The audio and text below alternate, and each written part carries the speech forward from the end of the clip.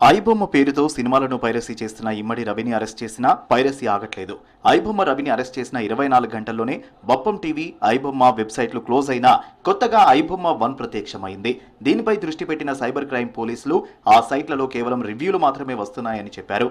IBomma ఎకోసిస్టంలో 65 mirror websites ఉండగా అందులో ఐబొమ్మ 1 ఒకటై ఉండొచ్చంటున్నారు పోలీసులు.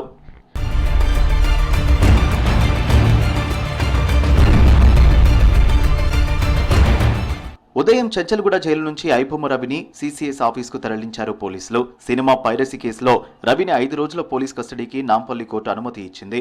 రవి నుంచి మరిన్ని కీలక వివరాలు రాబట్టేందుకు పోలీసులు ప్రయత్నిస్తున్నారు. ఐబొమ్మతో పాటు బొప్పం టీవీ పేరు మీద 17 వెబ్సైట్లు, 65కు పైగా మిర్రర్ వెబ్సైట్లను నిర్వహించినట్లు ఇప్పటికే పోలీసుల విచారణలో తేలింది.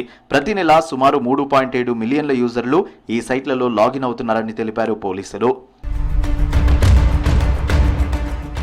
ఐబొమ్మ రవి తన ఆదాయాన్ని పెంచుకోవడానికి యూజర్లను గేమింగ్, బెట్టింగ్ సైట్లకు మళ్లించినట్లు గుర్తించారు పోలీసులు. ఆన్లైన్ బెట్టింగ్ల ద్వారా రవి భారీగా అక్రమ ఆదాయాన్ని సంపాదించినట్లు తేలడంతో ఈ కేసు మనీ లాండరింగ్ వైపు మళ్లింది.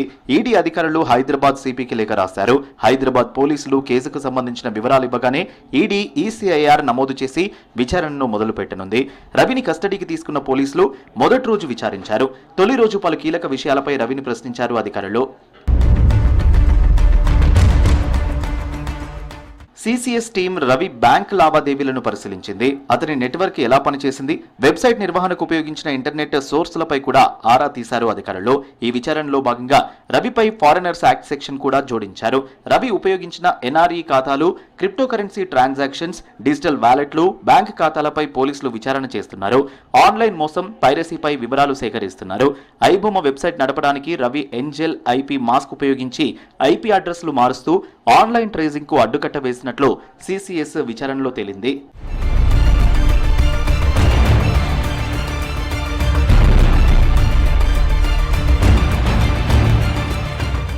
ఐబొమ్మ రవి అరెస్ట్, ఐబొమ్మ ప్లేస్ లో ఐబొమ్మ 1 కనిపించిన సందర్భంలో రాష్ట్ర హోంశాఖ సెక్రటరీ సివి ఆనంద్ ట్వీట్ చేశారు. హ్యాకర్లు, హ్యాకింగ్ కంటిన్యూగా జరుగుతూనే ఉంటాయని ట్వీట్ చేశారు.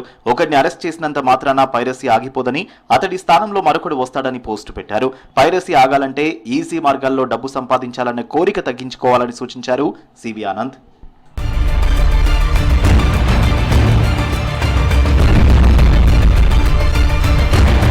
ఐబొమ్మ రవిని మరో 4 రోజులు కస్టోడియల్ విచారణ చేయనున్నారు సీసీఎస్ అధికారులు. సినిమాల పైరసీపై కీలక సమాచారం రాబట్టనున్నారు పోలీసులు.